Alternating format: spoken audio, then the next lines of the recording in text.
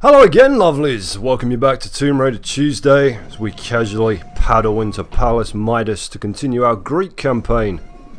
Should be about half an hour, so get yourself nice and comfy. If you need to piss, go now. In your toilet, I mean, not in your pants. This one starts like the last one, with a surprise crocodile! Except this one's on land, so it's deadlier. I'm sure that's not quite right. I'm certain nature ordained that differently, but make no mistake, these fuckers can regularly hit 10 miles an hour on the ground. They can't maintain it for too long, but the crocodile's greatest strength is its ability to launch these surprise attacks at astonishing speed. That's why there's nothing to me, lovelies. But what am I gonna do? Go to the gym, put 6 stone on, walk outside and get fucking annihilated by a crocodile? I think not. I'm built for evasion and cartwheeling through gates like Crispin Glover and Charlie's Angels. Surprise lions? Not today. What's wrong with you, pal?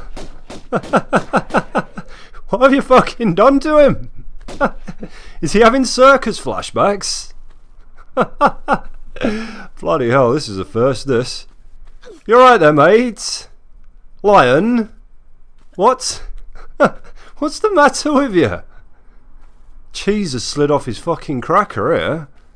I'll turn around and give you a chance to compose yourself. Oh, yeah, there we go. What in the fuck? A rarely observed lion combat tactic in the wild, that one, but entirely legitimate. The lion will sometimes pretend that it has frozen to death, or is some sort of display model, until you lose interest, turn your back, and find out the terrible truth. They're wily, don't let them fool you. Well, it worked on me, I'll give it that. The game's adapting to my mastery of it by introducing crazy new AI behaviour. Were those really bats? What's in this medipack? Fear gas? A boss from Final Fantasy VII? What is real in this cruel and unusual palace? Just one more gorilla to clear out of here. This is another area you don't need to come to unless you want all the kills and pickups in this level. But my goodness, aren't you glad we did? To see such beautiful psychologically unbalanced animals. Yeah, gorilla! Yeah! Come out and face me in the open. Hide not in your alley like some fat endangered mugger. Or are you coward? Or are you dead? Yes, you're dead. How tragic. Never mind. Look at all this tasty ammo it was guarding. You poor dumb animal, with your leathery hand on the fire of man but not the brains to use it. At least until the events of Planet of the Apes franchise, and to a far lesser extent, Tim Burton's Planet of the Apes remake. Hey, why wait till then? If you promise to shoot Mark Wahlberg in his fucking kneecaps, I'll teach you how to use them right here, right now. Now you might think, whoa there fraggers, why are you hating on Marky Mark? But you would only think that if you didn't know that he once beat down 2 Vietnamese men with a wooden stick in one day for no other reason than they were Vietnamese. I'm sorry, can't say that enough. I feel like it's my moral fucking obligation to remind people of this. Now I grant you, he was young, and some of us make horrible fucking mistakes when we're young. There's something utterly arrogant about him stating that he believes that he's paid for his crimes when he did a pitiful 45 days in jail for 2 attempted murders, but okay, alright. We all trade in slightly different ethical currencies, I feel ya. But just when you start thinking, you know what, he was competent in the fighter, I'm going to give him the most beneficial of the benefit of the doubts I've ever given anybody. He files an application to the state of Massachusetts for a full and unconditional pardon from his entire criminal record. No, you don't get to sweep it under the fucking rug.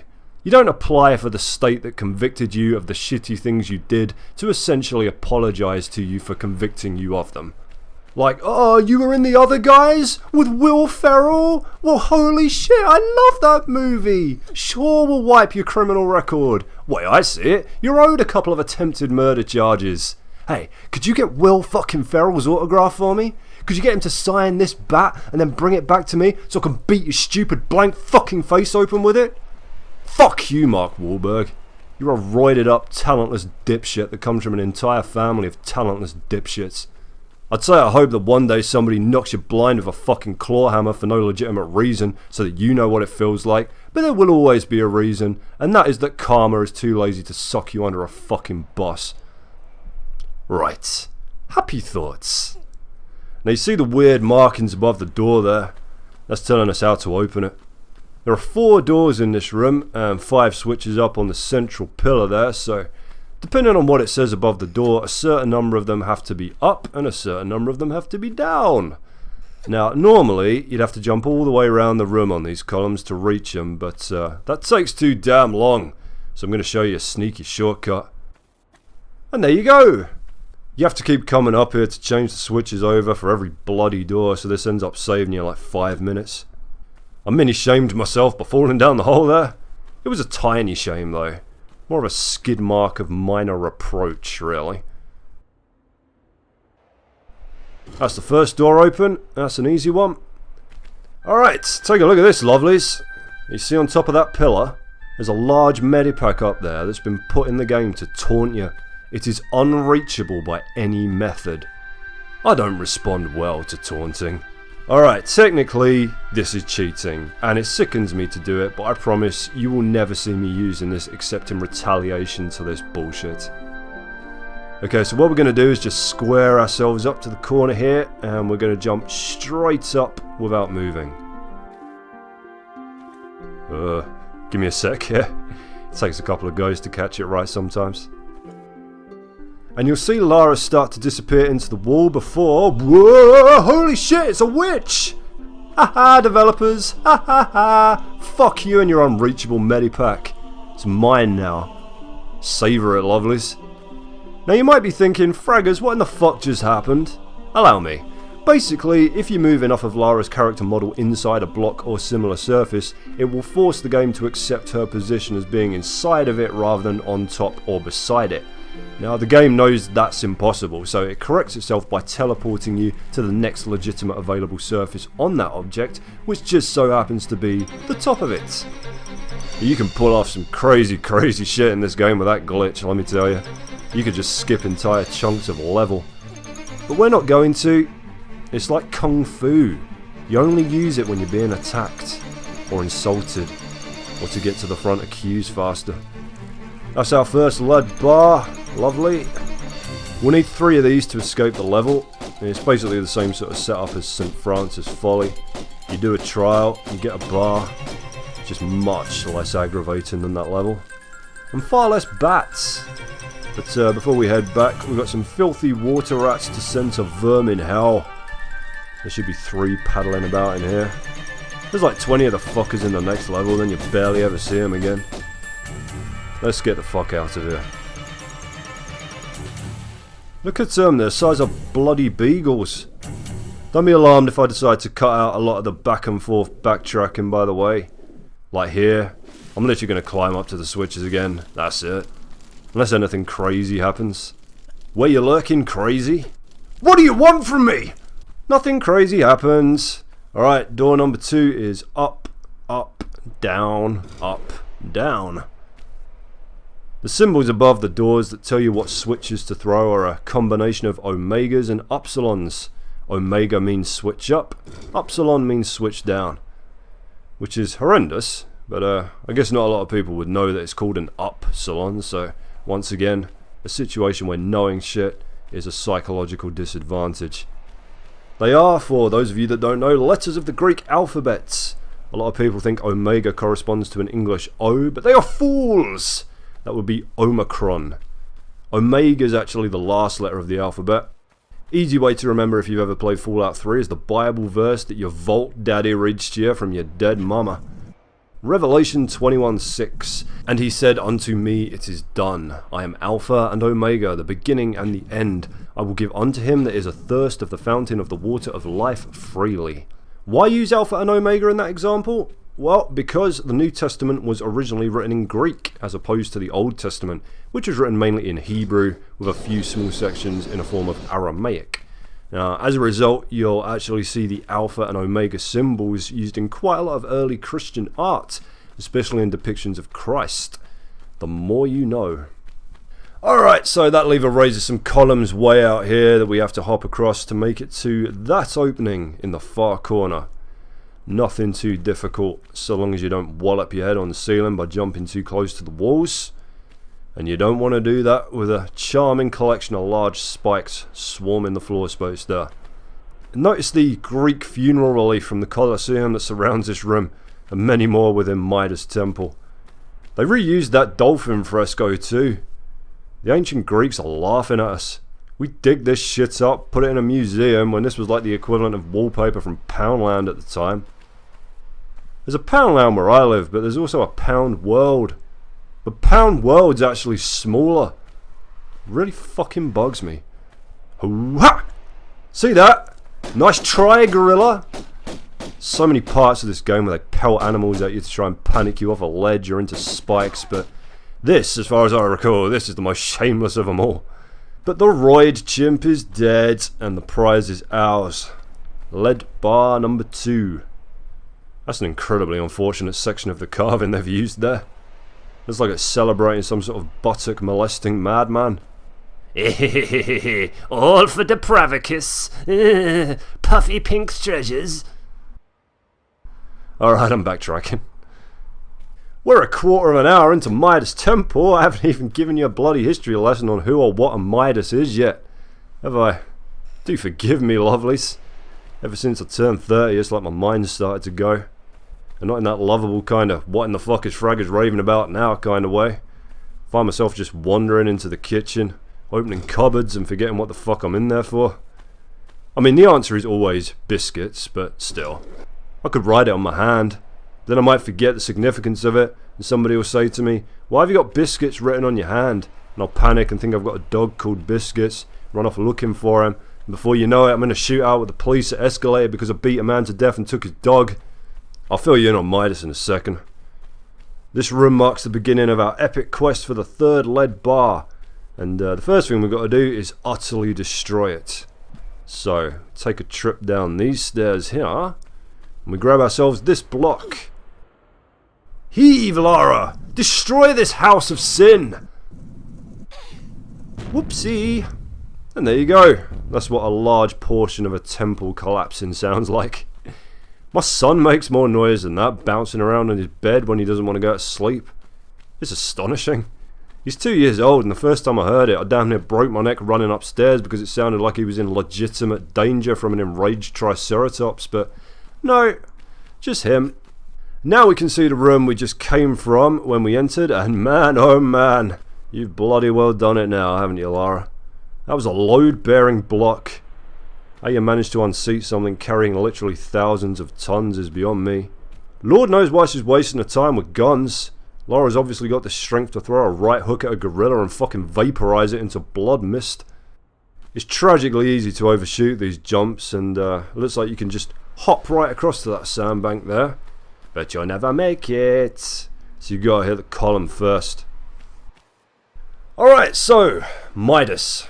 We know that, historically speaking, there was at least one King Midas with any number of possible members of both his own and separate other bloodlines sharing his name at some point. Now, much like the Colosseum and the Sanctuary of Laverna, upon which St. Francis Folly was based, neither King Midas or any of his palaces were Greek or in Greece. He was in fact the last independent ruler of Phrygia, which is in modern-day Turkey, until he and his people were invaded by the Cimmerians, a barbarian horde of horse riders from north of the Black Sea, who were eventually defeated by the Lydians.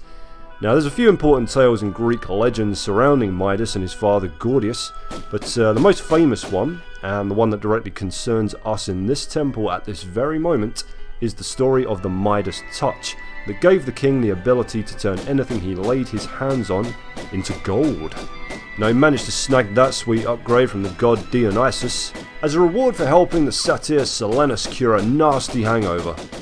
No, I'm not kidding. Initially, Midas is delighted with his new powers. He skips along touching leaves, dirt, branches, rocks, watching them all turn into glorious chunks of gold. He gets back to his palace and orders his servants to lay out a celebratory feast. But when he goes to tuck into his food, oh dear, it turns into fucking gold. Ha ha, King Midas, ha ha. In more recent versions of the story, Midas ends up turning his daughter into a solid gold statue as well. But the end result is basically that Midas begs Dionysus to take away his curse and go back to being plain old, kingdom ruling, not broke at all King Midas.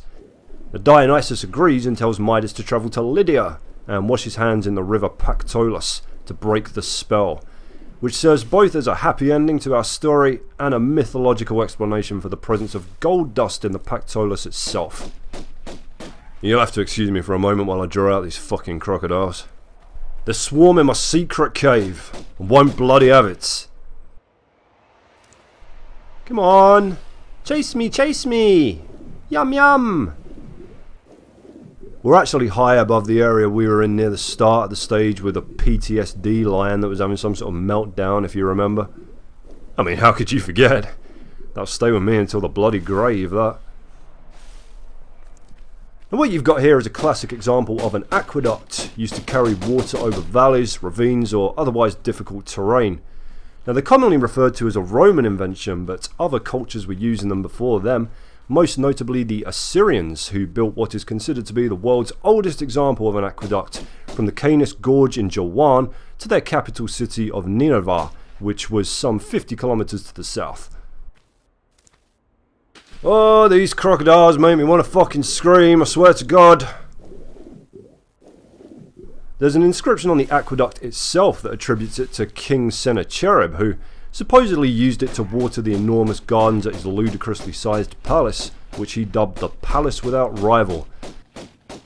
Now those same gardens are actually a far more likely candidate for being the site of the real-life Hanging Gardens of Babylon than the mysterious wonder attributed to King Nebuchadnezzar II, for which there has never been any actual archaeological evidence, physical or written, outside of an account by a Babylonian priest some 400 years after the fact. Now, much like the Palace Without Rival, the king was also supposed to have constructed the accompanying marvel of mankind to go along with the Hanging Gardens, so it all seems fairly clear-cut as to what's gone on there. Both sites lie in modern-day Iraq now, so some divvy Roman got his facts mixed up. Wrote a book about it, as they were so fond of doing.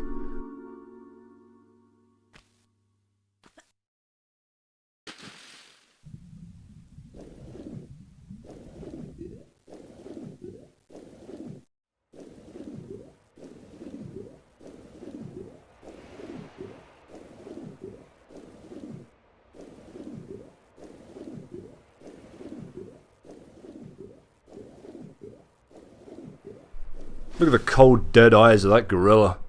Why, Lara? Why? We could do a slow panning on that for some sort of animal rights campaign. This is Bobo. Bobo used to love exploring ancient ruins and throwing his feces at the crocodiles. That is, until Bobo's natural habitat was disturbed by a sociopathic archaeologist. Every year, thousands of beautiful animals are lost to the backflipping, dual-wielding nightmare known as Lara Croft. Your £2 a month will allow us to breed several hundred bats per day, which we will unleash upon her next time she's teetering over a ravine. Help us kill this monster. Bobo would ask you if he could, but there are too many holes in his face, and Bobo is tired. So very tired.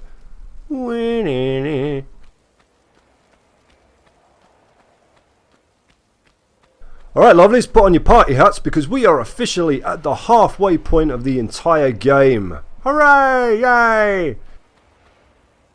Let's celebrate by killing a couple of gorillas. Up to this point we have unearthed every secret, killed everything there is to kill, and most importantly got every item. Every item. Even the one that we were never meant to get. Doesn't that make you feel smug as fuck? I can't begin to tell you the joy I get from picking that medikit up. It's not a healthy joy.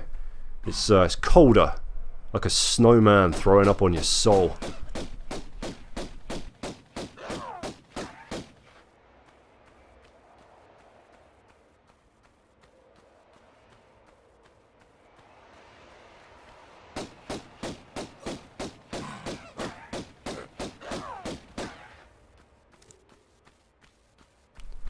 We're just going to line up properly for this medipack right here.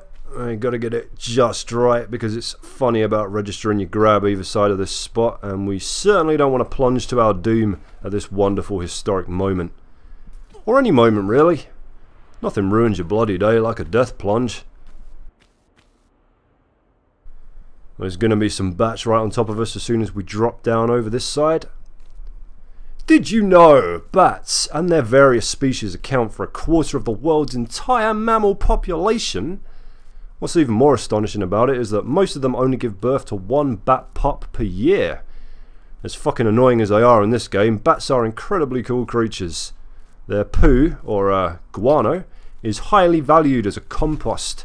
In fact, it used to be the second biggest export to come out of Texas behind oil. But these two's guano producing days are over! Right, we've got a bit of cave climbing to do now. But while we climb, I have a question for you. Can you tell me why bats were responsible for prolonging the American Civil War? I will give you the length of the countdown theme to think about your answer. Go!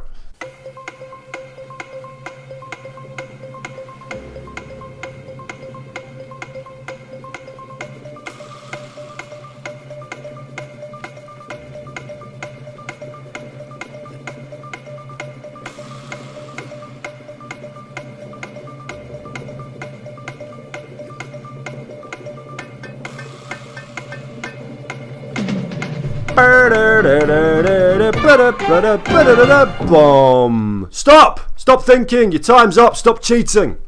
Alright. If you said that bats were responsible for prolonging the American Civil War by swarming into a giant bat hand and stealing soldiers' tents so that they froze to death in the night, you are wrong. If you said that bats were responsible for prolonging the American Civil War because Robert E. Lee was in fact about 4 dozen bats cunningly disguised in the skin of a man, you are wrong. But if you said that bats were responsible for prolonging the American Civil War because the Confederacy used their droppings to create gunpowder after their supply lines had been cut off, you are absolutely correct. Well done you, what a clever sausage. Yes indeed. Dried bat guano consists mostly of potassium nitrate, a major component of gunpowder, and the United States stumbled upon this little fact as early as the War of 1812 against the British and their North American colonies.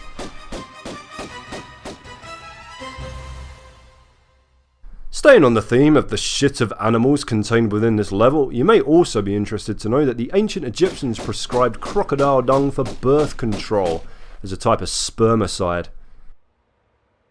Now, I'm not sure how effective that is on a medical level, but I'd certainly have a rough time getting it up if my cock was smeared in crocodile crap. It's kind of a mood killer.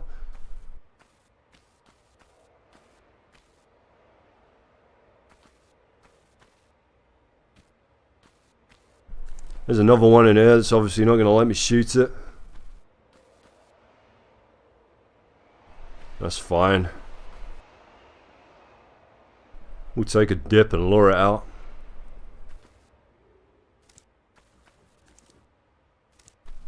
It's alarming how easy it is to outswim crocodiles in this game. We'd cut so much time off our level runs if I didn't have to stop and play fucking hide and seek with them like the scaly cowards they are, but I don't know. I see something move in this game and it has to die. You're in for a treat when we get to Tomb Raider 2, I promise you. There's a level set in a monastery and you're in the middle of a war between mafia goons and a bunch of monks, and if you don't shoot the monks, they'll help you kill off the gangsters. But one stray bullet and motherfucker, those monks will never forgive you. Which is incredibly un-Buddhist of them, I have to say. Of course, you know, I play for 100% kills. Always. That's just how things must be. No survivors, no witnesses, you see. If anybody were to come here and teach one of these gorillas sign language, countless atrocities would be revealed. No, it's too risky. Can rats talk? Is there even the slightest chance that a rat could somehow learn a basic form of Morse code? I can't take that gamble. Everything that crosses my path must die a cruel and terrible death. It's the only way. Alrighty, we got our third and final bar. We'll just give this cluster of animals a bloody good hiding, and then we'll move through to the gardens where the final piece of our puzzle awaits. I'm probably going to have to hop down there to take out those lions, fond as they are lurking just below my firing range. Motherfuckers. Where am I going? I want to drop down this side, don't I? Yeah.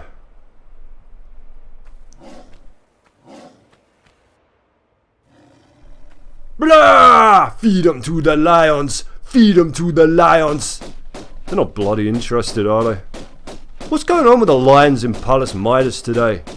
Something in the bloody water, I'm telling you. Maybe they got into Midas's private garden. You know what I'm saying? Got at the plants under the special lamps. Holy crap, I'm freaking the fuck out, man! That would explain so much. I can't feel my mane! Ah! Here you see what a ridiculous egomaniac Midas is. He's built an entire gatehouse just to house the switch that opens his garden. Nothing else. Look at that. How many peasants died building that? I'm going to add that as a stretch goal on my Patreon account. For 10 grand a month, I will begin renovating my house into a baffling fortress with entire turrets dedicated to the most trivial objectives. You'll have to battle your way through an ordeal of portcullises and pendulum blades just to turn the porch light on. Using the toilet is ultimately pointless, seeing as the Norse heat beast you must defeat within the brown keep will void your bowels long before you ever reach it. Sorry mate, we're just broken down. We can use your phone, could we? Of course, gentle serf! Thanks, it's really... Upon completion of the Black Gauntlet, 5 square kilometers of darkest dungeon that would sap both provision and sanity. First, shall you collect the phone battery from the Well of Razors, a spiraling rectum of pitches negrescence, where the term pain shall be most eloquently redefined. And then, shall you locate the charging cable within the Screaming Wood, a subterranean forest of death, haunted by several dozen poltergeists I have captured and enraged. Finally shall you reach the handset itself, clutched close to the breast of a creature so insidious, so maleficent and misanthropic in its abhorrent design, that to name it would be an exercise in sheerest folly, lest the jagged consonants of dead language that form its terrible mantle tear your jaw from your skull by their briefest utterance. Then, fool, then you may call for help, though you shall scream for it before your trial is at an end. I swear it. Yeah, so if you want to get in on that, my Patreon link's in the description and at the end of the video too. But for now, here we are in the garden. Isn't it lovely? There's a secret switch behind this little tree here that opens up our third and final secret of the level. There we are. Yeah, it's just behind this gate on the left. Now, here's a trap we haven't seen yet, nor shall you beg to see again in a hurry. We have to get through both sets of these chomping blades in one go because the floor in the middle is a collapsible pit with spikes underneath it, so there's no time to stop. Now the trick here is to listen to the clanging noise of the chompers. They make 2 clangs and we're going to jump on the second one. Right, here we go. Ooh, and that's how you do that, lovelies. Few clips of ammo and a medikit are your reward for that terrifying trial. They don't even have the mercy to stop once you're through. We've got to get back over there yet. Sadly, as far as ancient tomb traps go in real life, there isn't much evidence to go on. I mean, even if the builders had managed to construct these amazing traps, the sheer filth and debris that would have collected over the years would have rendered them completely inoperable. Now, there were certain anti-theft measures in place, sure, but the idea of loaded crossbows or arrow traps still working centuries or even decades after they were originally set isn't exactly what you call viable. Although, saying that, the most potent example of a deadly ancient tomb is that of the Chinese Emperor Qin Shi Huang, who you might know from the famous terracotta army that he was buried with. Now, Qin Shi Huang was also buried with several lakes and rivers of liquid mercury surrounding him, which have soaked into the soil and produced what is essentially its own localized toxic atmosphere, so nobody's particularly keen to be the first down there to find out what other monstrous bullshit he had commissioned. A live dragon? poisonous spider pandas? Who knows? I'm trying to climb up the wrong side of the roof here because I'm a stupid idiot, but we will fix that by moving over to the correct side and climbing up there instead.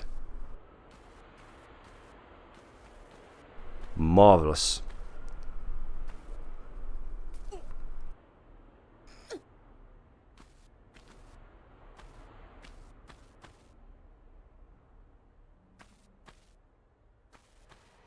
Alrighty, here we are at the collapsed statue of King Midas.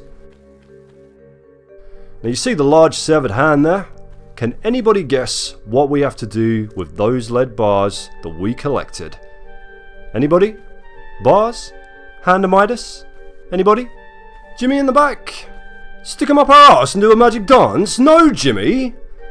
Jimmy, why'd you even come to this class? I swear to God. No. We approached the hand and used the bars on it, thereby turning them into gold! Glorious, glorious gold! Do not accidentally climb on this hand. I'm compelled to warn you against that course of action. That's a strange animation that Lara's demonstrating there. Looks like she's kind of casting black magic on her vagina. Alright, I'll tell you what. I save my game and I'll show you what happens when you get on the hand because it truly is quite amusing. Here we go then. Ready?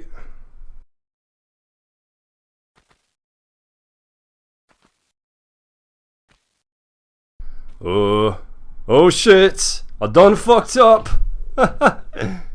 She doesn't look particularly concerned, does she? How very bloody strange. I'm becoming an abomination. We got a long old backtrack to the switch room to suffer through now, so I'm thinking I might spare you that in editing. Meet you there. Alrighty, last door, lovelies, behind which lies the exit to this awful place. Well, it's not that bad, really. Quite a pleasant stage compared to the horrors of St. Francis Folly and just how dull the Colosseum is. The Colosseum's just a backtrack fest. Run to one end, throw a switch, run to the other, fight Pierre. Every time you come back out of a door, half the cast of the fucking Lion King have respawned on the arena floor. Pain in the arse. Another lion's going to spring a surprise assault on us in a minute. That is if I don't find him staring at the fucking wall again, off his tits on PCP. Oh, there he is. You high, boy? You tweaking? Recreational drug use is rife among isolated lions in these forgotten ruins. They've lost their pride. I'm so funny. There's the way out on the left there. We're going to just pop up here and grab some shotgun shells on the balcony before we depart. I know I'm being boring and saving my ammo for all the good guns, but I tell you what, because you've been good and patient, I'll give Pierre a fucking good hiding with a shotty for you in the next level, alright? God, it's been nice having a break from that dopey cunt on this stage, isn't it? Like being on bloody holiday. Oh God, I've forgotten how to take corners. Got some of the lion's tainted drug blood in my mouth. Okay, here's where we use the gold bars. Isn't it nice that Midas had that giant helpful sign made just in case he forgot how to get out? King Midas reportedly committed suicide as the Sumerians overran his cities by drinking bull's blood. Which is a curious way to die, as we know that alone wouldn't kill you, unless you drank fucking gallons of it and drowned yourself, but there was a prominent belief at the time that bull's blood had special coagulating properties and would congeal in your throat and choke you to death. Now that's obviously not true, but there is a red mineral called Railgar that was readily available at the time, composed of arsenic disulfide, which may well have been the true culprit, as a few separate accounts of death by bull's blood are very similar to the effects of arsenic poisoning. A jolly note to end the level on there as we super fun happy slide our perky little asses down to the damp depths of the cistern. Ooh. I don't need to tell you that's another perfect statistic screen there, do I? Of course I don't. In fact, it's better than perfect because we grabbed the Unreachable Medipack. Ha ha, core design. Ha ha.